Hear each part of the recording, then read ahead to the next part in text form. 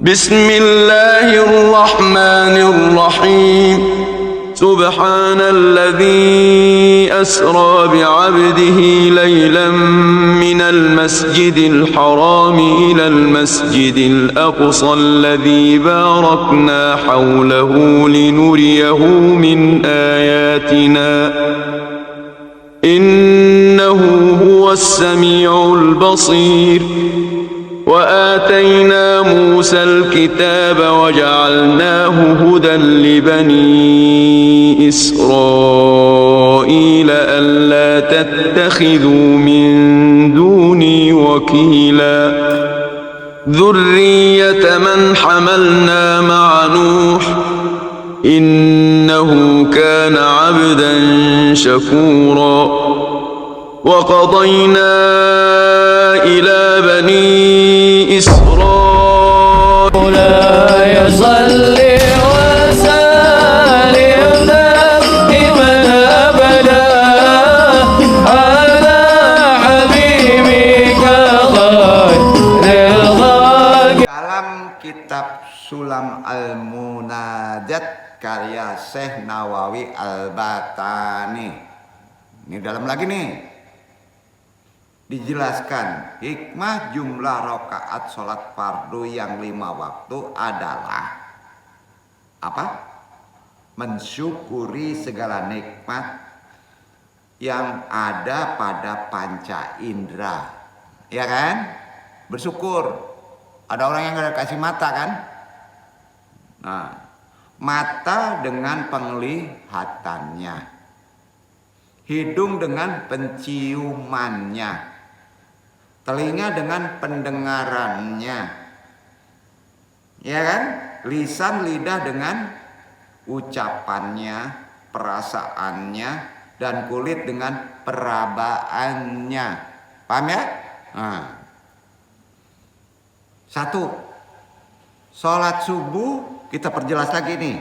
Subuh dulu, ini mungkin hanya 2 nih, separuh zuhur ya. Subuh berapa rakaat? 2 rakaat.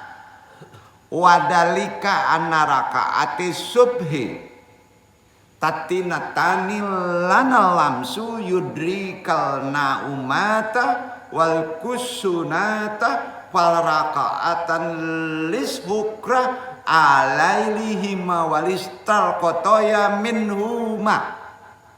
Jumlah rakaat sholat subuh adalah 2. Wadalika anna rakaati subhi 2. Karena rabaan bisa mengidentifikasi lembut dan kasar. Rabaan itu identifikasinya lembut dan kasar. Maka 2 rakaat tadi menjadi tanda syukur atasnya dan menghapus dosa atasnya. Ya, rabaan itu lembut kasar. Lembut rasa syukur, kasar penghapus dosa. Itu makna terdalam dari 2 rakaat subuh berdasarkan kitab Sulamul Munajat karya Syekh Nawawi Al-Batani. Ya.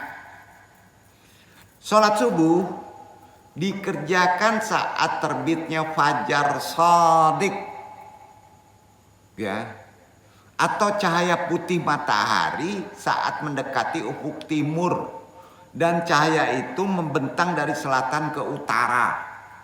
Detailnya gitu. Orang pertama kali yang melakukan sholat subuh, ada yang tahu? Nabi siapa? Halo?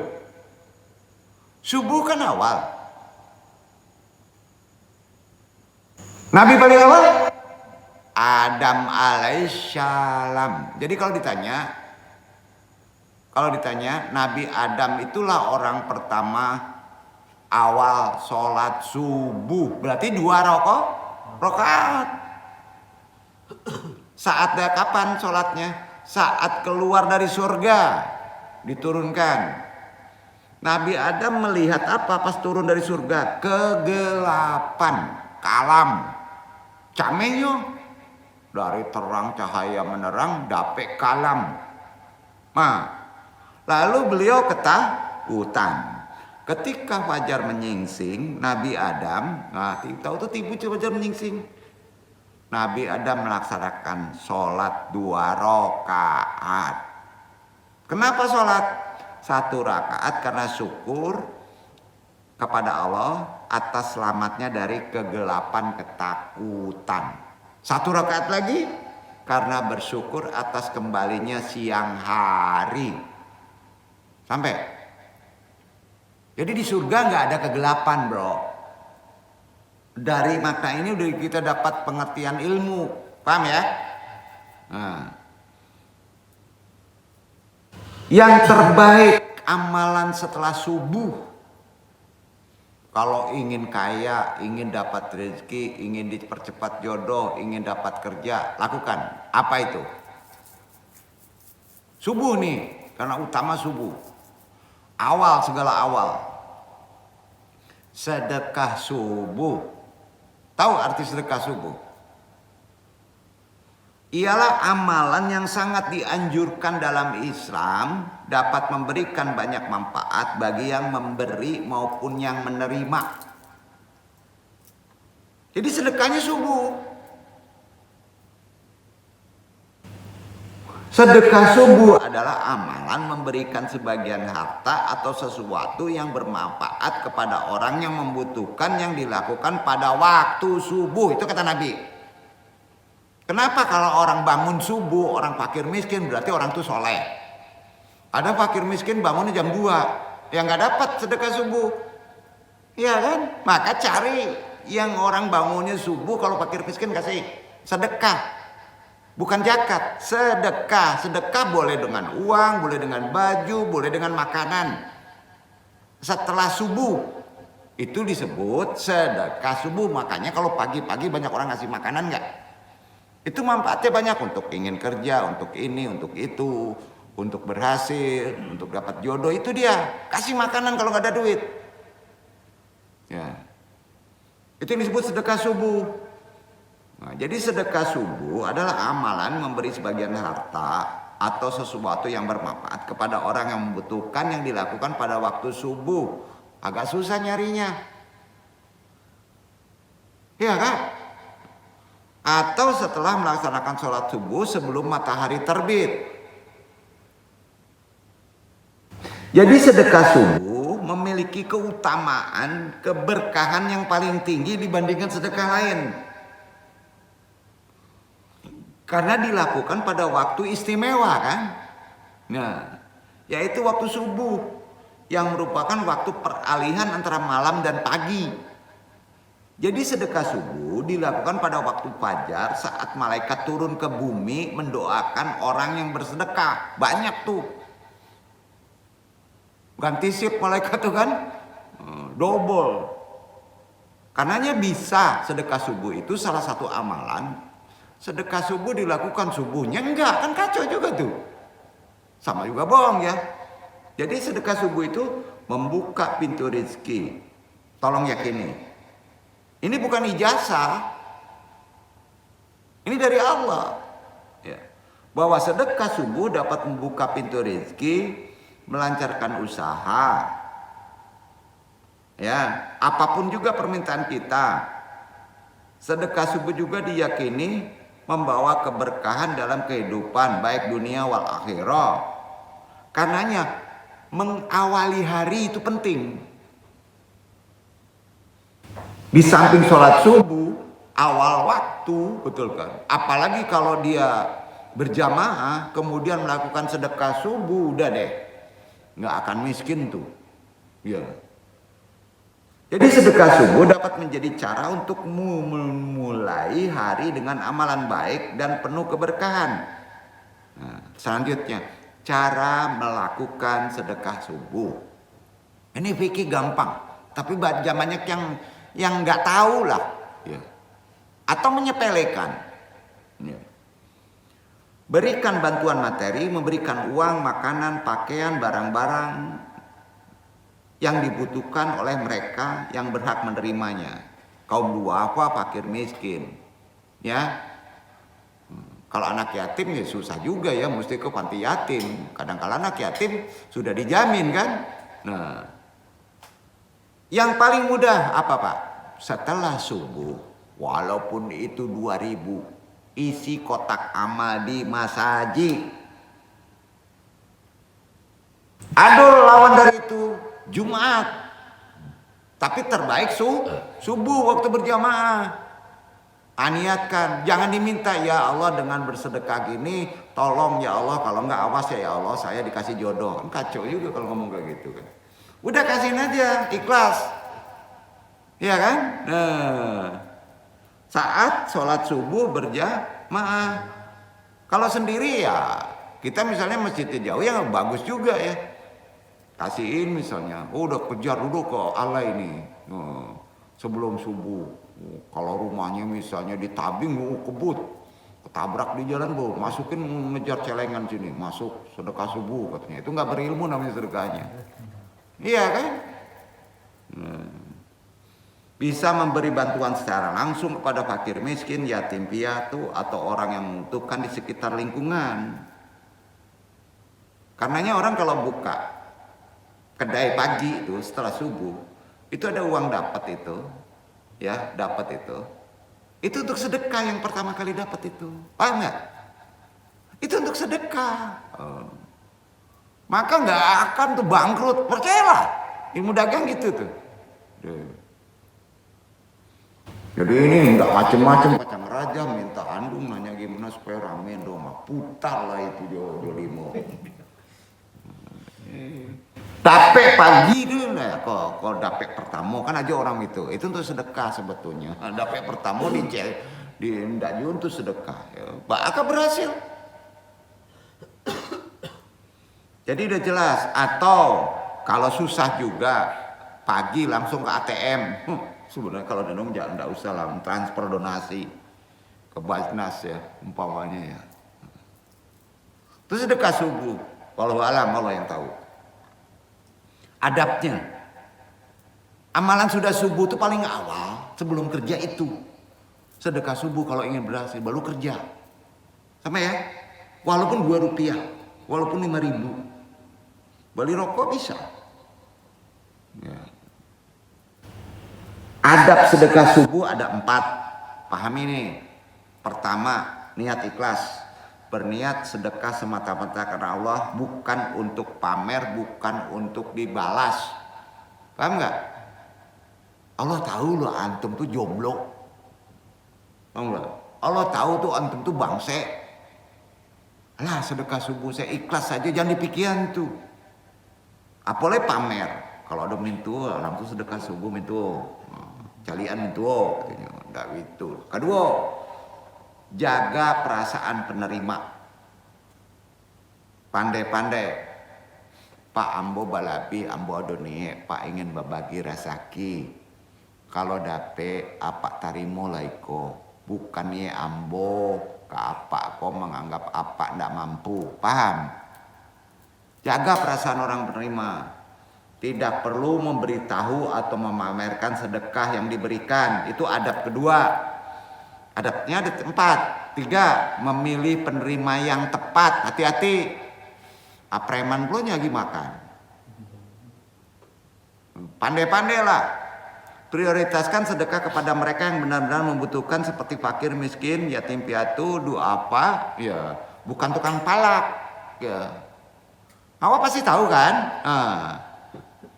Kalau nyawa awak di terancam, agian sih. Dalam hati dan sedekahan. Angonya disedekahan ya Allah weka tuh mah. Subuh ya. Paham enggak? Canggih subuh tuh. Ampe tidak menunda-dunda. Tahu enggak? Ada enggak Pak Piti beko siang ya gitu nih. Enggak boleh tuh. Lakukan sedekah sesegera mungkin setelah niat. Pas kesempatan muncul. Rogo onde 100.000. Wah acaranya ndak adonan lain. Agian sih. Tuh. Kau indahnya hitung-hitung. Untuk beli bensin awak off-road ke apa katanya. Kacau juga kan. Pilih juga deh. Diuji dia Tuhan baru tahu. Beda. Itu penting diandung sampean. Sejarahnya, amalan setelah sholat subuh, ba'a 2 rakaat. Dari sisi lahir ada syukur, dari sisi torekot pengertian subuh ada zat dan sifat, ada kelembutan dan kekasaran pengertian 2 rakaat. Paham ya? Yang mesti dilakukan sedekah subuh, itu paling keren setelah sholat subuh. Nah, udah paham tuh ya? Nah, sekarang sejarahnya kita bahas. Sejarah sholat 5 waktu subuh. Sholat itu kan termasuk sholat subuh sudah ada sejak zaman nabi-nabi sebelum Nabi Adam. Sebelum Nabi Muhammad SAW.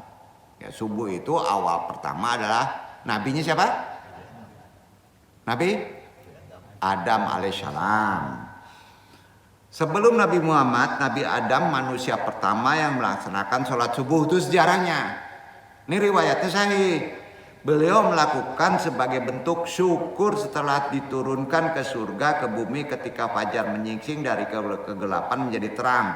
Setelah diturunkan ke bumi, Nabi Adam merasa takut dan khawatir karena kegelapan malam. Saat fajar mulai menyingsing, ia melaksanakan sholat 2 rakaat. Rakaat pertama sebagai bentuk syukur atau terlepas dari kegelapan malam. Rakaat kedua sebagai syukur atas terbitnya fajar yang menerangi bumi.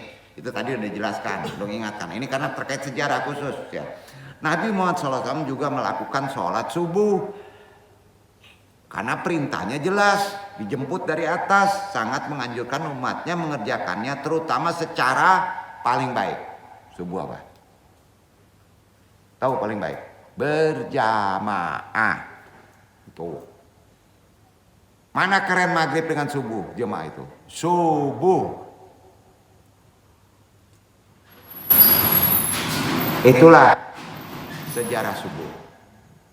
Masuk kedua, sholat zuhur. Pendek aja. Nah, sampai ke isya nanti ya. Nah, makanya 2 bab. Lafaz Arab adalah zuhri. Sholat zuhur dinamakan al-zuhru karena ia berasal dari kata zahara. Artinya zahara itu. Zahir, zahar, jelas. La ilaha illallah, zahar, jelas. Itu arti zuhur. Paham ya? Kan baru tahu tuh. Jadi kalau ditanya sholat jelas gitu. Kenapa jelas siang hari? Tarang. Betul kan? Nah, itu arti zuhur, jelas. Jadi dinamakan az-zuhur karena sholat tersebut dilakukan di waktu yang mana segala sesuatu tampak sangat jelas. Akibat apa? Matahari berada di tengah langit.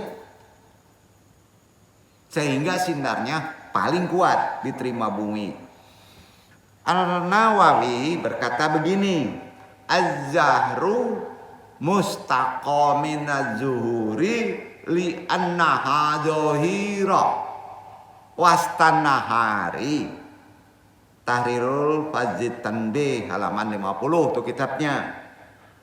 Az-zuhru adalah pecahan dari az-zuhur karena ia sangat jelas di tengah siang ya.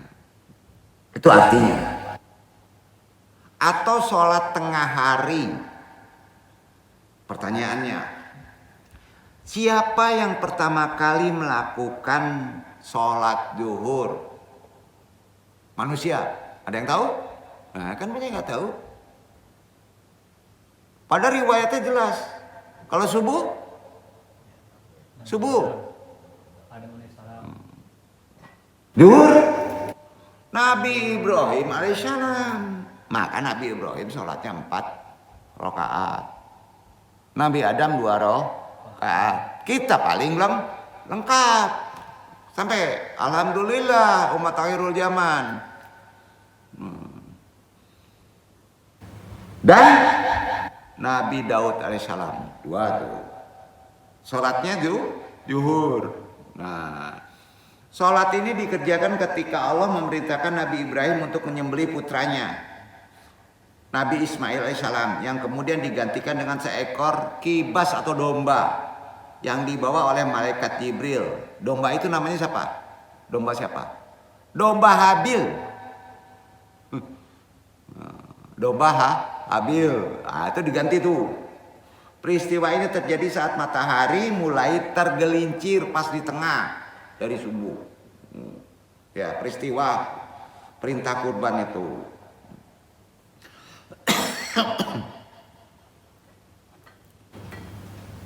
Jadi matahari tergelincir yang menjadi awal mula waktu sholat zuhur. Jadi Nabi Ibrahim alaihissalam adalah orang pertama yang melaksanakan sholat zuhur. Sholat zuhur dilakukan sebagai bentuk syukur atas perintah Allah yang diganti dengan domba sebagai kurban, enggak anaknya. Rasa syukur. Ya. Sholat zuhur dikerjakan sebanyak 4 rakaat. Sholat zuhur menjadi salah satu dari 5 sholat fardu yang diwajibkan bagi umat Islam kan?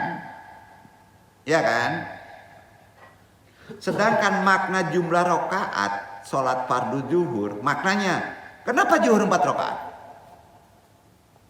Karena bahan baku penciptaan manusia itu terdiri dari 4 unsur.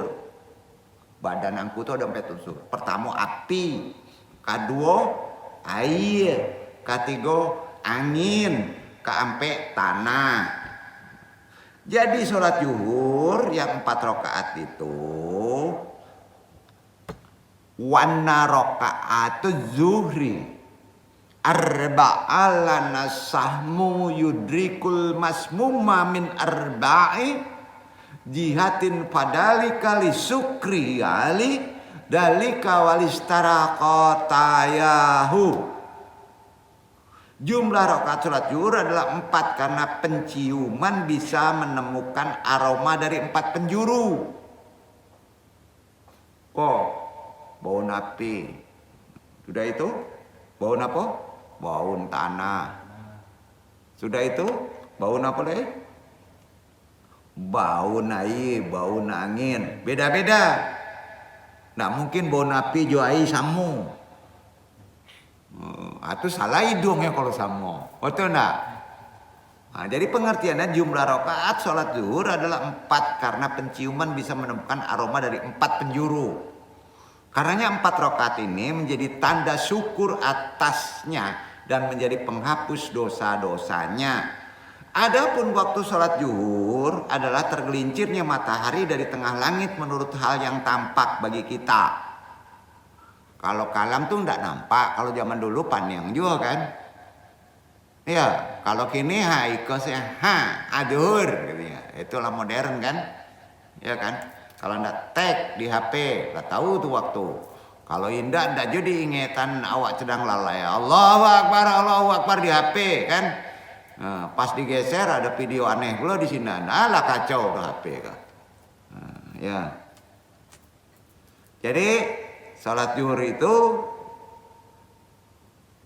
ini penting adalah tergelincirnya matahari di tengah langit menurut hal yang tampak bagi kita, bukan pada hakikatnya ya. Jadi gini, tergelincirnya dapat diketahui dengan bertambahnya bayangan orang dulu. Bayangan kita bertambah ya atas bayangan yang disebut istiwa. Jadi orang pertama kali yang melakukan sholat zuhur siapa? Nabi Ibrahim alaihissalam. Saat Allah menyuruhnya untuk menyembelih Ismail putranya, kemudian Allah menyembelih hewan tebusannya. Hal ini terjadi saat matahari tergelincir. Nabi Ibrahim lalu sholat 4 rakaat, 1 rakaat untuk mensyukuri hewan tebusan, 1 rakaat lagi untuk mensyukuri hilangnya kesedihannya, 1 rakaat lagi untuk meminta ridho Allah, dan 1 rakaat lagi karena nikmat, yaitu domba yang diturunkan dari surga, yaitu domba Habil. Habil itu anaknya Nabi Adam, diturunkan tuh. Lalu dia waktu dia melakukan korban pertama. Nah, jadi sejarah sholat 5 waktu zuhur. Sholat zuhur memiliki sejarah yang panjang dalam ajaran Islam.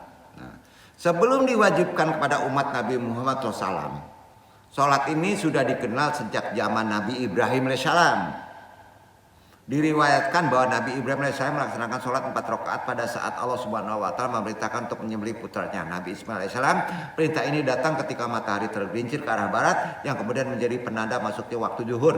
4 rakaat yang dikerjakan Nabi Ibrahim AS merupakan bentuk syukur atas kasih sayang Allah yang menggantikan Nabi Ismail dengan seekor domba sebagai kurban. Dalam perkembangan syariat Islam, sholat zuhur menjadi bagian sholat wajib yang dikerjakan oleh Rasulullah SAW dan umatnya. Jadi menurut kitab tuntunan bersuci sholat mazhab Imam Asy-Syafi'i, ya, sholat zuhur merupakan sholat pertama yang dikerjakan oleh Rasulullah SAW.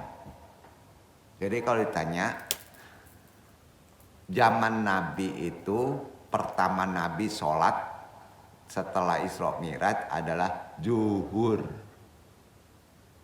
Sampai zuhur dan umatnya.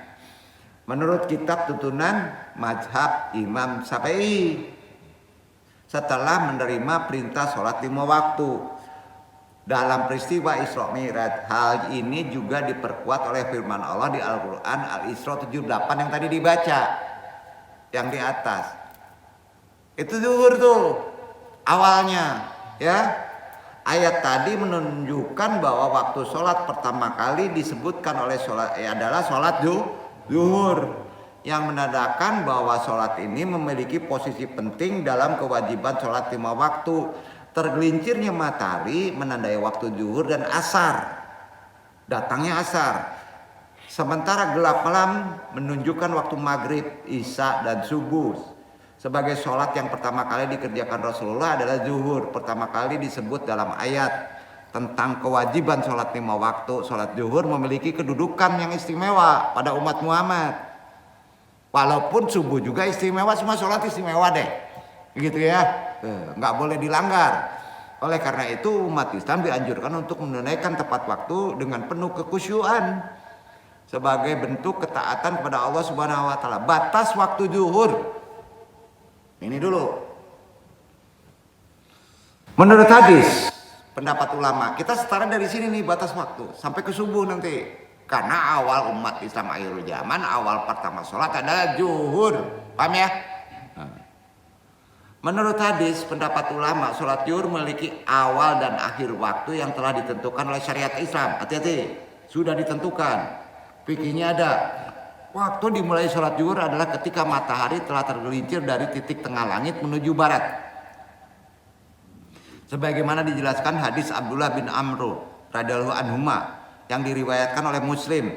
Waqta salati zuhri ida jalatis samsu hatta yasira jilul insani qadratulihi malam yadkul waqtal asri.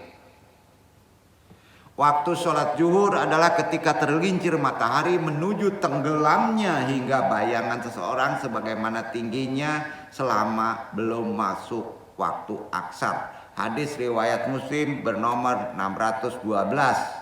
Adapun batas akhirnya, mayoritas ulama berpendapat begini. Sholat zuhur dapat dilakukan hingga panjang bayangan suatu benda sama dengan tinggi benda tersebut. Tuh batas terakhirnya. Ketika matahari terus bergeser dan bayangan semakin memanjang, maka tanda masuknya waktu asar pun tiba. Yang sekaligus menjadi batas akhir pelaksanaan sholat zuhur. Itu tanda orang duduk. Walaupun demikian dianjurkan untuk melaksanakan sholat zuhur di awal waktu seperti yang dijelaskan karena faedahnya, manfaatnya lebih bagus. Sebagaimana dicontohkan Rasulullah SAW dalam hadis Jabir bin Samurah radhiyallahu anhu. Hal ini menunjukkan bahwa menyegerakan sholat di awal waktu adalah lebih utama dan sesuai dengan sunnah Nabi. Dengan memahami ketentuan waktu ini, umat Islam diharapkan dapat menjaga ketepatan waktu sholat zuhur dan tidak menundanya hingga mendekati batas akhirnya. Keutamaan menyerahkan sholat zuhur di awal waktu dalam ajaran Islam. Sholat bukan sekedar kewajiban, bro, tetapi juga bentuk ibadah yang memiliki nilai spiritual yang sangat mendalam dan tinggi. Salah satu aspek penting dalam menunaikan sholat adalah melaksanakan tepat waktu. To point. Bahkan dianjurkan untuk segera mengerjakannya di awal waktu. Nabi memerintahkan begitu. Anjuran ini didasarkan pada berbagai dalil, baik dari Al-Quran maupun hadis.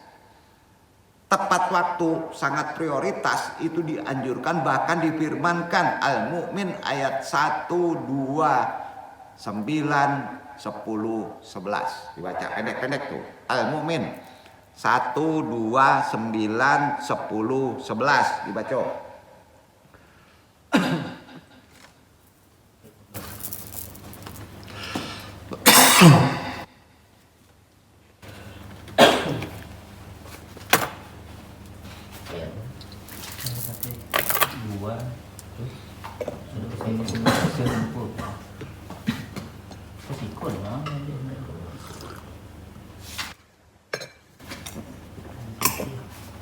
Langsung saja baca. Hamim. Tanzilul kitabi minallahi wal Qur'an. Tanzilul kitabi minallahil azizil alim. Ghafiriz zambi wa qabilit tawbi syadidil iqabi dzit taul. La ilaha illa huwa ilaihil masyir. Ma yujadilu fi ayatillahi illa allazina kafaru fala yakhururka taqallubuhum fil bilad. Kazzabat qablahum qaumun nuhin wal ahzabu min ba'dihim. Wa hammat kullu ummatin ibrasulihim liya'khuzuhu wa jadalu bil badili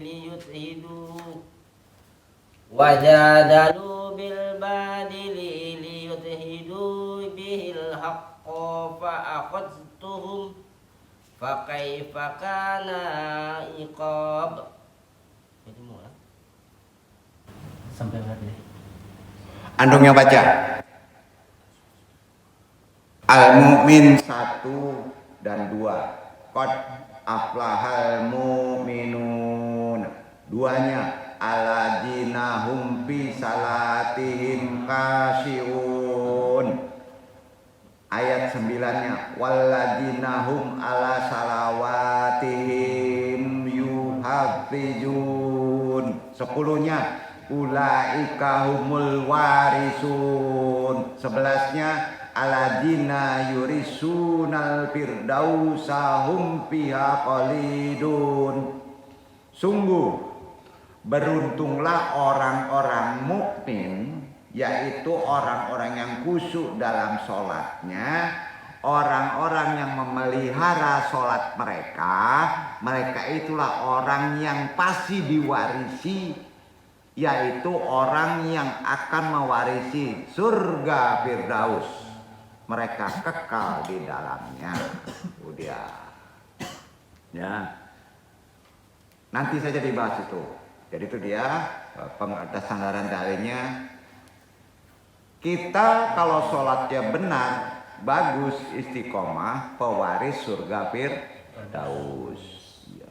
Allah Subhanahu wa taala menegaskan, perhatikan, bahwa orang-orang yang menjaga sholat dengan baik pasti memperoleh keberuntungan menjadi pewaris apa? Pewaris apa? Surga Firdaus. Karenanya Rasulullah SAW juga menyebutkan bahwa sholat pada waktunya, sholat tepat waktu, awal waktu, merupakan amal yang paling utama. Ya, ingat, surga itu enggak nanti saja ya. Ya, pahami ya? di kita juga dapat surga. Ya. Bahkan dalam riwayat lain, perhatikan,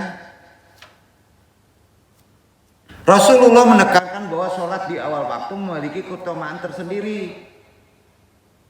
Karenanya menyegerakan sholat tidak hanya dalam pahala, tetapi juga berdampak positif pada kehidupan seorang muslim. Karenanya disebutkan dengan menjaga sholat tepat waktu. Perhatikan dulu di sini, biarkan aja nanti tuh. Ya. Ini dampak positifnya ya. Disebutkan bahwa dengan menjaga sholat tepat waktu, Allah Subhanahu wa Ta'ala akan mempermudah segala urusan antum di dunia. Itu. Jadi tolong tepat waktu. Perkara khusyuknya itu susah. Tepat waktu dulu. Ya. Melancarkan rezeki. Rezeki itu banyak. Kesehatan, memudahkan segala urusan, jodoh, itu rezeki. Memberikan ketenangan hati.